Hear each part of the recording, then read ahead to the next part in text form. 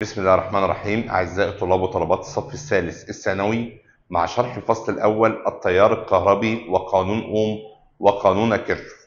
بنبدأ بالدرس الأول التيار الكهربي وقانون أوم.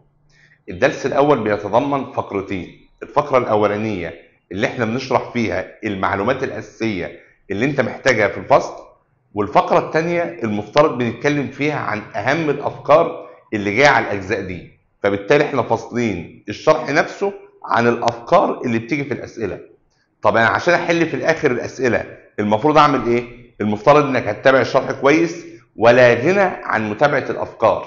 فكره انك هتتابع الشرح بس، الشرح المفترض مش كافي انك تبدا تحل بيه. عشان تحل لازم الافكار معاك. نبدا اول حاجه في المفاهيم دي هنتكلم فيها عن ايه؟ اول حاجه في عندي اساسيات مهمه جدا. مثلا هنتكلم فيها عن كمية الشحنة الكهربية، بنتكلم عن الموصل الكهربي، بنتكلم عن الشغل والمجال الكهربي.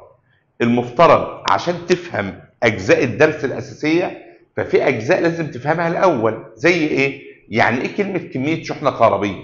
يعني إيه كلمة موصل معدني؟ يعني إيه كلمة شغل مبذول؟ يعني إيه كلمة مجال كهربي؟ طب الدرس نفسه بيتناول التيار الكهربي ومعاه شدة التيار، بيتضمن معلومات خاصة بفرق الجهد، معلومات خاصة بالمقاومة الكهربية، معلومات خاصة بالقوى الدافعة الكهربية، معلومات خاصة بقانون أوم والطاقة الكهربية المستهلكة والقدرة المستهلكة. نروح للجزء الأول معانا. نبدأ في أول نقطة في الأساسيات بنتكلم فيها عن كمية الشحنة الكهربية. يعني إيه كلمة كمية الشحنة الكهربية؟ دايما بناخد عندنا في الإنجليزي مثلا إن كلمة كمية بتتحط لحاجة صعب إن أقدر أعدها.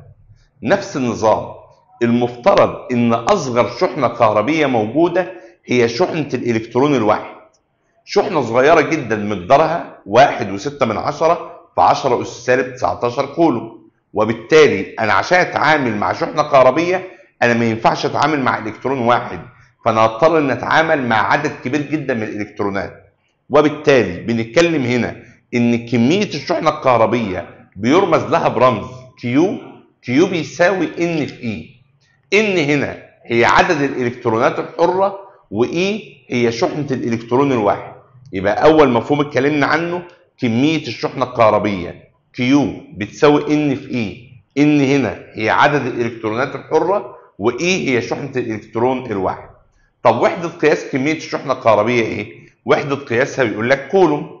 طب دي وحده قياس كميه الشحنه. طب شحنه الالكترون الواحد كام؟ شحنة الإلكترون الواحد بتعادل 1.6 في 10 أس سالب 19 كولوم.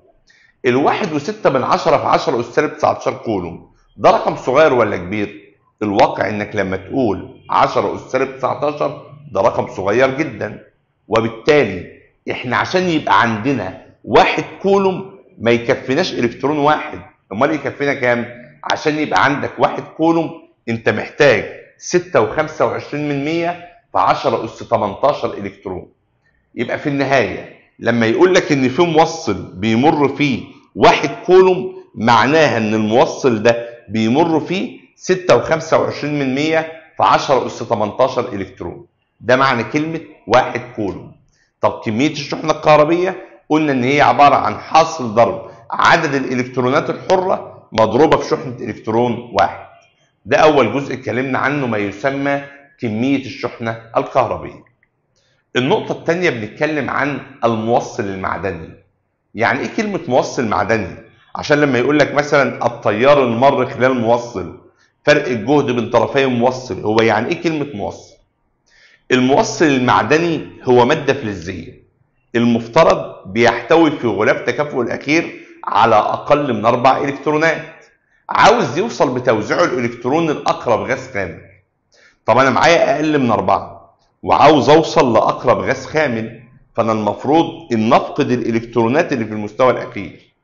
لو فقدنا الإلكترونات اللي في المستوى الأخير كده الذرة اتحولت لأيون موجب.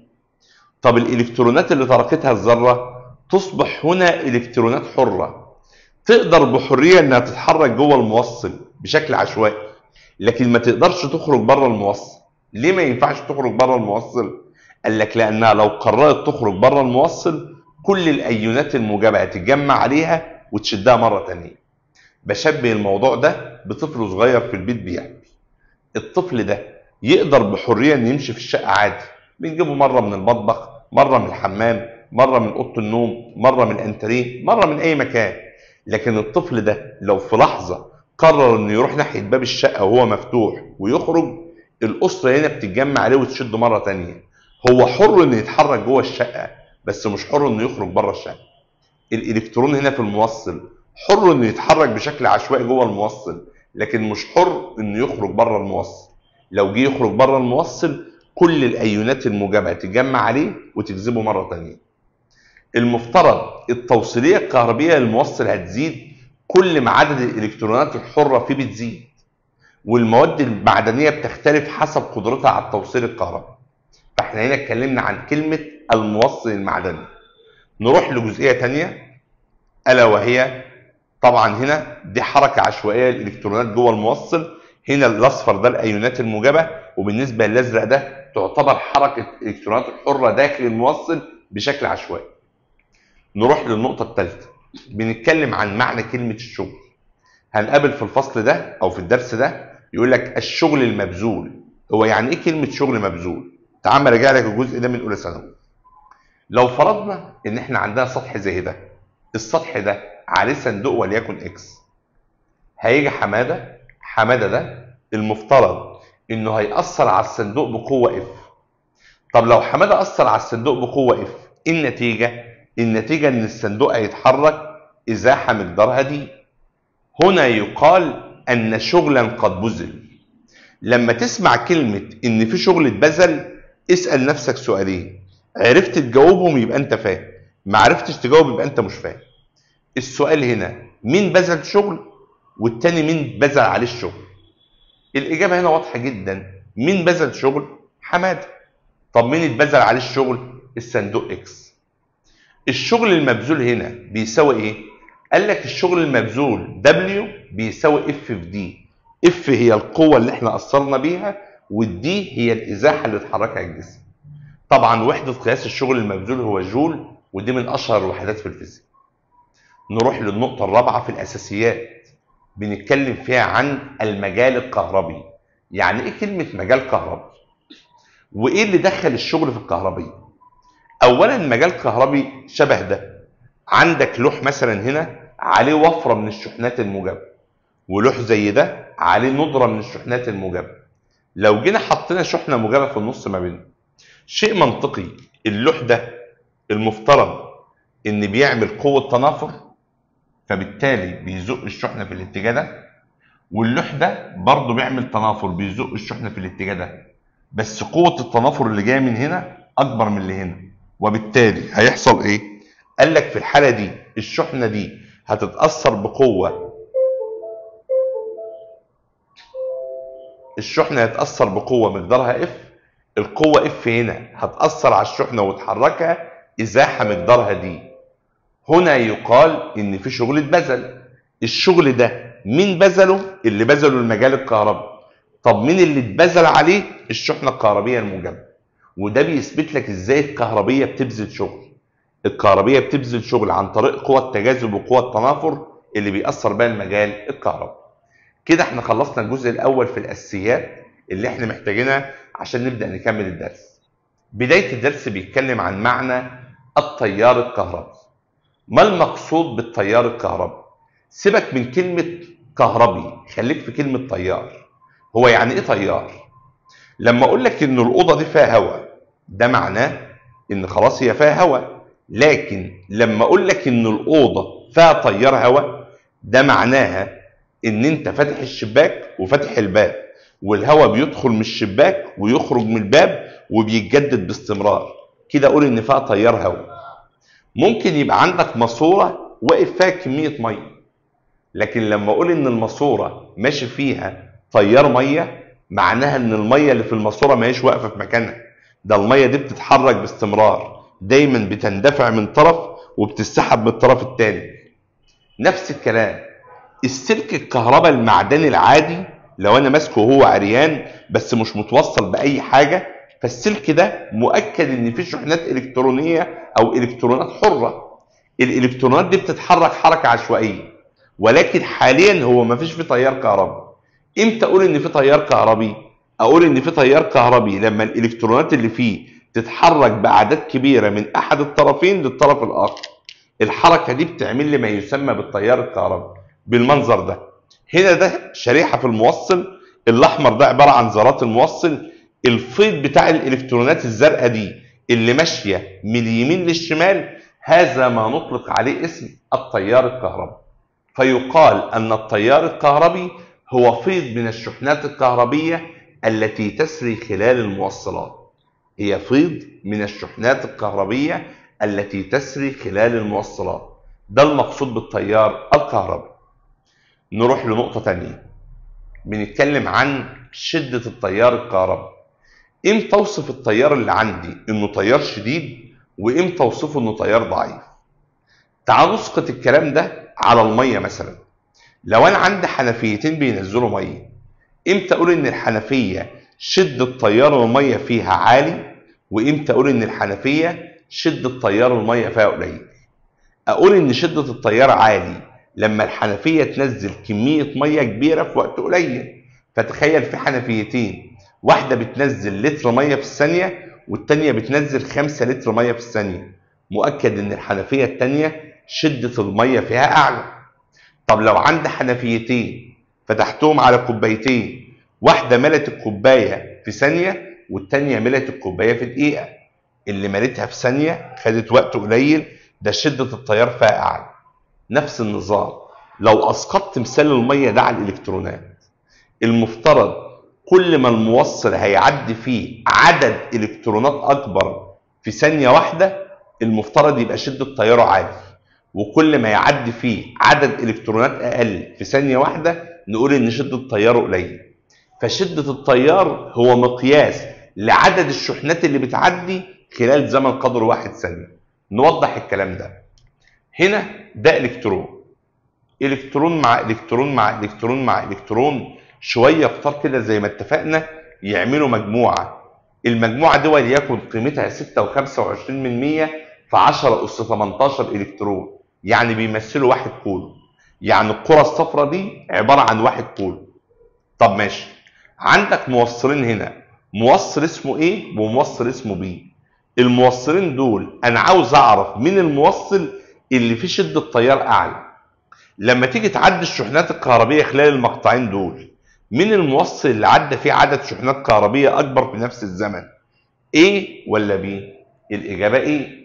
هنا يقال ان شده التيار الكهربي A اكبر من شده التيار الكهربي B، وبالتالي شده التيار الكهربي هنا هو عباره عن معدل سريان الشحنه الكهربيه.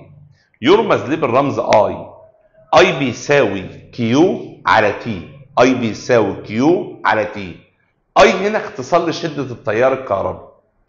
كيو هو كمية الشحنة الكهربية المرة، وتي هو زمن مرور الشحنة. سؤال، امتى الاي بيساوي كيو؟ لو تي بكام؟ بواحد. فيقول لك ان شدة التيار الكهربي هو كمية الشحنة الكهربية المرة عبر مقطع موصل في زمن قدره 1 ثانية. كمية الشحنة اللي هتعدي خلال مقطع معين من الموصل في زمن قدره كام ثانية؟ 1 ثانية.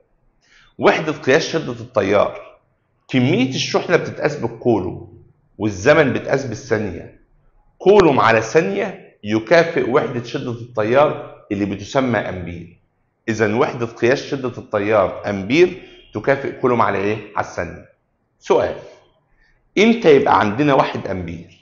الإجابة يبقى عندي 1 أمبير لو مر 1 كولوم في 1 ثانية.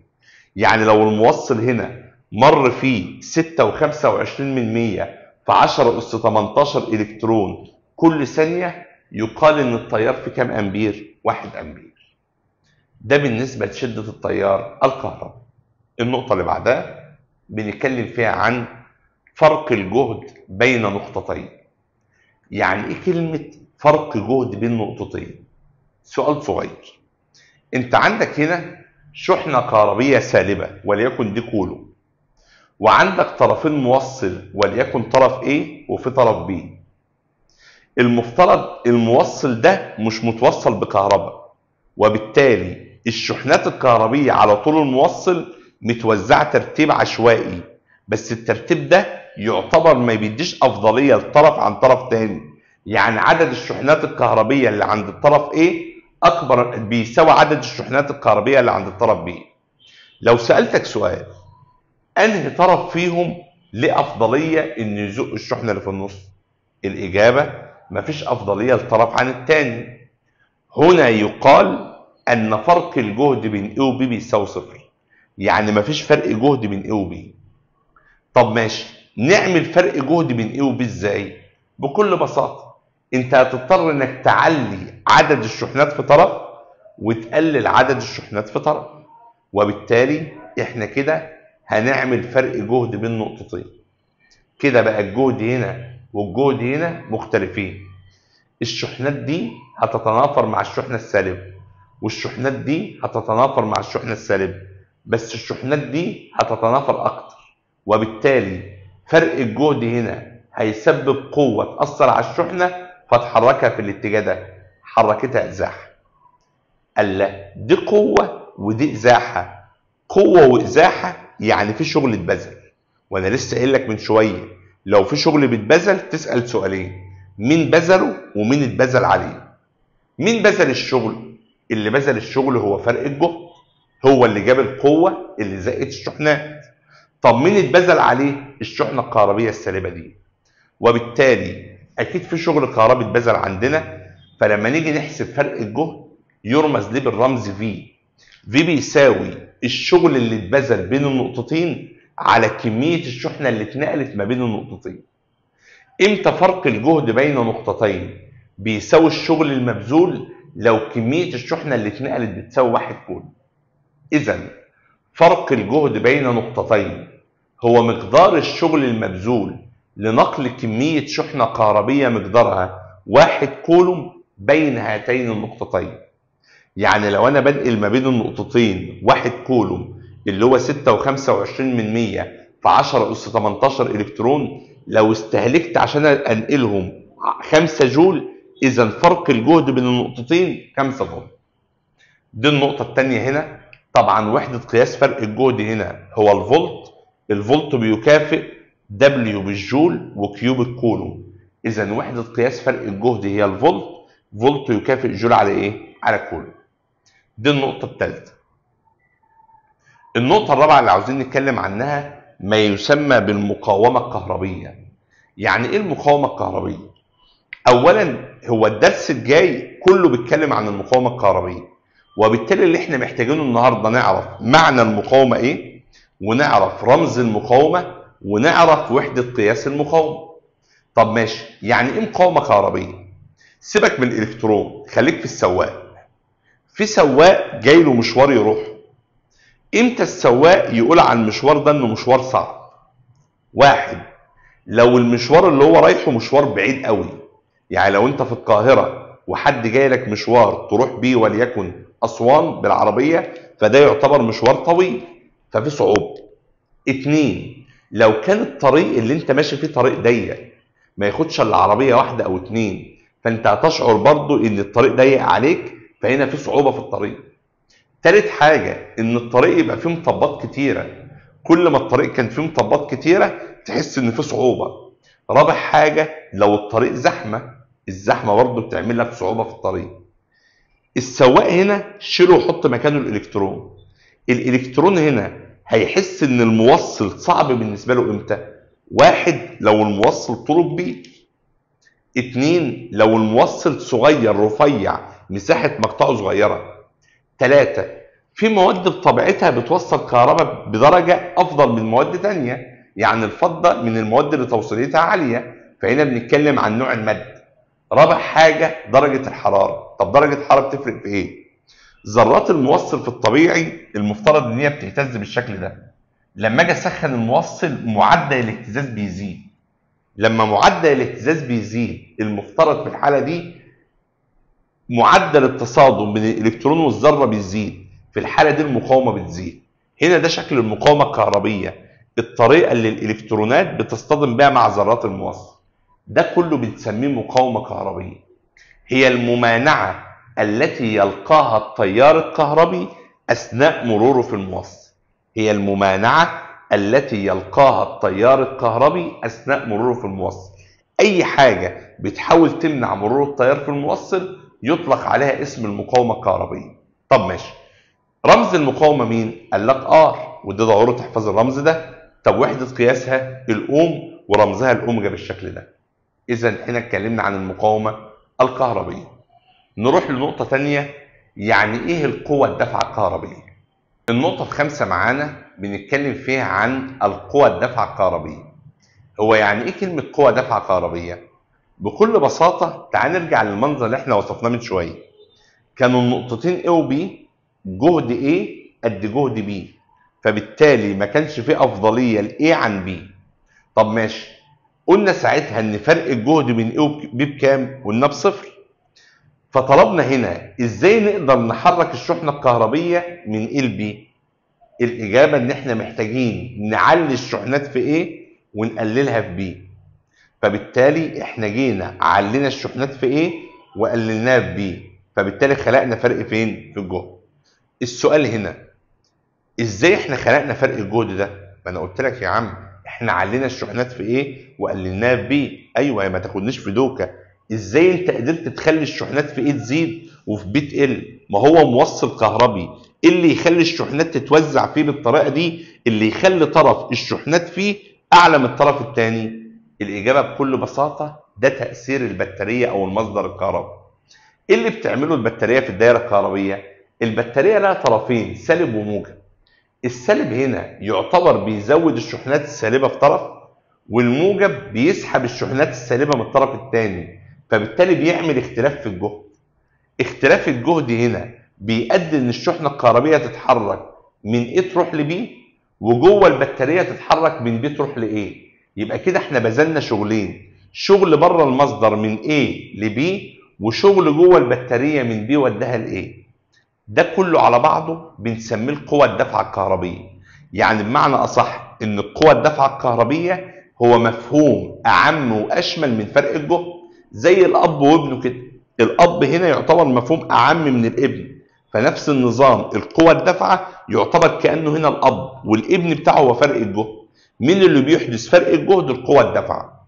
فلذلك بنقول إن القوة الدافعة الكهربية بتتضمن شغلين، شغل بيتبذل خارج المصدر من A يروح ل B، فده شغل خارجي، وشغل داخل المصدر من B يوديه لمين؟ ل A.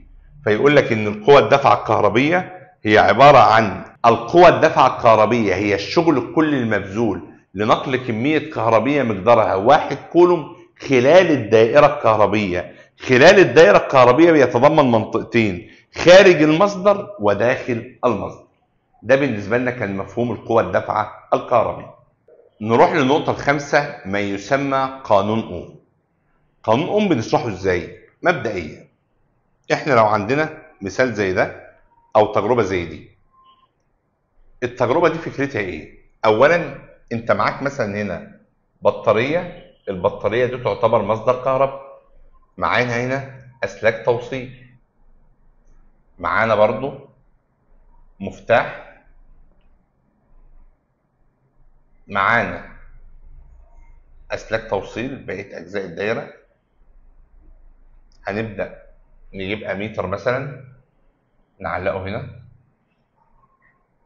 برضه عاوزين مقاومة كهربية. معانا برضه أسلاك توصيل، مصباح كهربي.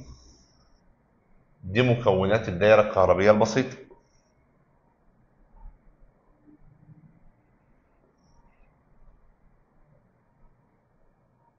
آخر حاجة المفترض نتخيل إن إحنا بنقفل الدائرة الكهربية. أنت لما قفلت الدائرة الكهربية بتلاحظ مرور تيار كهربي. التيار الكهربي هنا بيمر طبعا في الاتجاه الموضح قدامنا بالشكل، بيمر خلال المصباح الكهربي فبيسبب إضاءة المصباح الكهربي. السؤال، احنا طبعا الاميتر هنا بيقرا 45 من 100 امبير. انا لو عليت الجهد بتاع البطاريه ايه اللي تتوقع حدوثه لقراءة الاميتر، وايه اللي تتوقع حدوثه لإضاءة المصباح ولمعدل مرور الشحنات. نجد هنا انك كل ما بتعلي الجهد المفترض ايه اللي حصل؟ قال لك كل ما الجهد بيزيد المفترض ان قراءة التيار زادت، وفي نفس الوقت معدل مرور الشحنات زادت. افهم من هنا حاجة مهمة جدا، ان شدة التيار الكهربي المر في موصل بيتناسب تناسبا طرديا مع فرق الجهد بين طرفي الموصل. انا كل ما بزود فرق الجهد بيزيد معايا شدة التيار. طب ماشي، نروح لتأثير حاجة تانية، المقاومة الكهربية بقى. تخيل لو انا جيت على مقاومة كهربية زي اللي قدامي دي وزودت قيمة المقاومة، ايه اللي يحصل؟ تخيل معايا اهو، كل ما بزود قيمة المقاومة، لاحظ القراءة هنا، كل ما بزود قيمة المقاومة القراءة مالها بتقل. يبقى كده كل ما المقاومة تزيد معدل مرور الشحنة يزيد، يعني آسف، كل ما ازود المقاومة المفترض معدل مرور الشحنة يقل، وبالتالي شدة التيار الكهربي يقل، وبالتالي اقدر اقول هنا ان شدة التيار بيتناسب عكس مع المقاومة.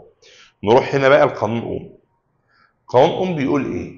بيقول اولا ان الاي طرد مع الفي، يعني شدة التيار بيتناسب طرد مع فرق الجهد، وان الاي عكس مع الار، ان شدة التيار بيتناسب عكس مع المقاومة. طب ما هو ده معناه في النهاية ان الاي بيساوي في على ار. ده بيسموه قانون اوم، بينص على انه يتناسب شدة التيار الكهربي المر في موصل تناسبا طرديا مع فرق الجهد بين طرفيه عند ثبوت درجة الحرارة. طب ماشي، طبعا بيمثلها بالمثال الظريف ده، مثلا يقول ان الفولت هنا وده الامبير وده الاوم. الفولت هنا اسقاط على فرق الجهد، والامبير اسقاط على شدة التيار، والاوم اسقاط على المقاومة الكهربية. فده الامبير، ده شدة التيار، وهنا الفولت. تلاحظ هنا ان مين بيحاول يساعد التيار انه يعدي؟ اللي بيحاول يساعده هو فرق الجهد. طب مين بيحاول يمنع عبور التيار؟ اللي بيحاول يمنع عبوره هو المقاومة الكهربية. ده الجزء اللي معانا الخاص بقانون اوم. في نقطة تانية عاوزين نتكلم فيها، هي اتجاه التيار الكهربي. صلوا بينا على النبي. اتجاه التيار الكهربي لسه ما قلناش في حاجة. المنظر اللي قدامك ده عبارة عن بطارية لها قطبين سالب وموجب، وعندي هنا دوائر سوداء وفي دايرة بيضاء. انا لما ابدا احرك بالشكل ده في الدايرة، انت بتحس بايه؟ والله انا شايف ان في كرة بيضاء ماشية من الشمال لليمين، يعني ماشية من القطب الموجب راح للقطب السالب. الاجابة اللي انت جاوبتها مش واضحة جدا. ليه بقى؟ لان الواقع ان المكان الابيض ده هو في الواقع اصلا مكان فاضي، وان اللي حصل بالواقع ان ده الكترون اتحرك في الاتجاه ده، فبالتالي المكان الفاضي جه هنا، وده الكترون جه هنا فالمكان الفاضي اتنقل هنا، وده الكترون جه هنا فالمكان الفاضي اتنقل، ده الكترون جه هنا المكان الفاضي اتنقل، وهكذا بالشكل ده. وبالتالي اللي بيحصل في الواقع ايه؟ اللي بيحصل في الواقع ان الالكترونات السالبة بتتحرك في الاتجاه ده، فبيسمي ده اتجاه، او اسف معلش، الالكترونات السالبة بتتحرك في الاتجاه ده، وبالتالي بيسمي الاتجاه ده اتجاه الكتروني او اتجاه فعلي. الاتجاه الالكتروني او الاتجاه الفعلي فيه بتتحرك الالكترونات السالبة من عند القطب السالب تروح عند القطب الموجب. طب ايه المشكلة؟ المشكلة بقى ان اكتشاف الالكترونات جه بعد اكتشاف الكهربية. يعني العلماء اكتشفوا الكهربية وبعدها بفترة اكتشفوا ان سببها هي الالكترونات. فالعلماء افترضوا ان التيار الكهربي هو في الواقع عبارة عن شحنات موجبة ماشية من القطب الموجب راح للقطب مين؟ السالب. فسموا الاتجاه ده الاتجاه التقليدي او الاتجاه الاصطلاحي، لانهم اتفقوا عليه. اتفقوا ان التيار الكهربي عبارة عن شحنات موجبة ماشية من الموجب راح لايه؟ للسالب. ايه المشكلة بقى في الاتجاهين دول؟ المشكلة ان الاتجاه الاصطلاحي ده في الفترة الزمنية ما بين الاتجاه الاصطلاحي واكتشاف الاتجاه الالكتروني اتبنى قواعد علمية مبنية على الاتجاه الاصطلاحي، وبالتالي كان من الصعب جدا ان انا اهدم القواعد العلمية دي عشان اروح للاتجاه الالكتروني. فبالتالي قال لك الموضوع مش هيفرق معايا في قيم التيار، سيبوا الناس ماشيه زي ما هي، على ان التيار الكهربي شحنات موجبه ماشيه من الموجب للسالب عشان القواعد تفضل شغاله معانا. بس لازم الطالب يتعلم كويس جدا انه في الواقع التيار عباره عن الكترونات سالبه ماشيه من القطب السالب رايحه للقطب الموجب. هنا الجزئيه الخاصه باتجاه التيار الكهربي. نتكلم بشكل مختصر جدا في النهايه عن الطاقه الكهربيه المستهلكه والقدره المستهلكه. يعني ايه الطاقه الكهربيه اللي بيستهلكها موصل او بيستهلكها جهاز؟ مبدئيا احنا لغايه دلوقتي معانا 3 قوانين. القانون الاول ان الفي بيساوي دبليو على كيو، القانون الثاني ان الاي بيساوي كيو على تي، القانون الثالث ان الاي بيساوي في على ار. وبالتالي الطاقه الكهربيه اللي بيستهلكها الجهاز بتساوي ايه؟ الطاقه الكهربيه اللي بيستهلكها الجهاز اللي هي دبليو. دبليو بيساوي ايه؟ دبليو بيساوي في مضروبه في كيو. ايه هي الفي وايه هي الكيو؟ الفي هو فرق الجهد بين طرفي الجهاز، والكيو هي كميه الشحنه اللي بتمر في الجهاز طوال مده تشغيله. فنقول ان الفي او الدبليو بيساوي في في كيو. في فرق الجهد بين طرفي الجهاز، كيو كانها الوقود اللي بيشغل الجهاز، الشحنه الكهربيه اللي احنا ضخناها جوه الجهاز طوال مده تشغيل. طب ماشي، المفترض عندنا ان هي في مضروبه في كيو. الكيو اصلا بتساوي اي في تي، فانا هحذف الكيو واكتب بدلها اي في تي، فبقت في في اي في تي. يعني لو عاوز احسب الطاقه اللي بيستهلكها الجهاز بكل بساطه، انت معاك فرق جهد الجهاز ولنفترض 220 فولت، وكل جهاز بيتكتب عليه التيار المناسب لتشغيله. يعني لو اتكتب لك على جهاز مثلا ان هو بيحتاج تيار وليكن 5 ملي امبير، الجهاز ده لو اديته 5 ملي امبير بيشتغل لك كفاءه عاليه. اقل من 5 ملي امبير يشتغل بس الكفاءه اقل، فلو لمبه تنور اضاءه قليله، لو تكييف ما يديش تبريد كويس. طب لو اكتر من 5 ملي امبير يتحرق. النقطه الثالثه، وليكن هقول هنا 5 ملي امبير في 10 اس سالب 3، وليكن انا شغلت الجهاز ده لمده ساعه، ساعه يبقى 3600 ثانيه. لو ضربت الارقام دي في بعض بيجيب لي الطاقه الكهربيه اللي استهلكها الجهاز لمده ساعه مثلا. طب ماشي، نخرج بره الكلام ده. الفي في اي في تي مبدئيا، الفي اصلا احنا لسه قايلين انها بتساوي اي في ار، فالفي دي بتساوي اي في ار، فتبقى اي في ار، ولسه معانا اي في تي. طب ما اي في ار في اي في تي، اقدر احذف الاي اللي في النص ده، مش عارف ما بتحذفش ليه، ويبقى عندنا هنا اي في اي يبقى اي تربيع، يبقى في النهايه اي تربيع في ار في تي. حاجه كمان، هي في في اي في تي، الاي اصلا بيساوي في على ار، فانا برضو لو حذفت الاي اللي هنا وحطيت بدلها في على ار، اصبح عندي هنا في في في يبقى في تربيع على ار، وبالتالي بقى عندي في تربيع على ار في تي. دي الطاقة الكهربية اللي بيستهلكها الجهاز. يبقى الطاقة الكهربية اللي بيستهلكها الجهاز دبليو بيساوي في في كيو، الكيو اللي هي اي في تي بقت في في اي في تي، والاي والفي هنا اللي هي اي في ار يبقى اي تربيع في ار في تي او في تربيع على ار في تي. دي الطاقة الكهربية المستهلكة. في مفهوم تاني اللي هو القدرة المستهلكة. طبعا المفاهيم دي هنتناولها في الفصل بالتفصيل بعدين، بس احنا لسه في البداية بس. القدرة المستهلكة هنا معناها ايه؟ القدرة دايما عبارة عن مهارة الشخص. يعني لو قلنا في اتنين، واحد ذاكر 10 ورقات والتاني ذاكر 100 ورقة، مين اشطر؟ هتقول لي اكيد اللي ذاكر 100 ورقة. اقول لك بس اللي ذاكر 10 ورقات دول ذاكرهم في ساعة، واللي ذاكر 100 ورقة دول ذاكرهم في سنة. هتقول لي لا، ده ال 10 ورقات. يبقى المهارة هنا عبارة عن الشغل اللي انت بتبذله بالنسبة للزمن، انت بتعرف تعمل ايه في وقت قد ايه.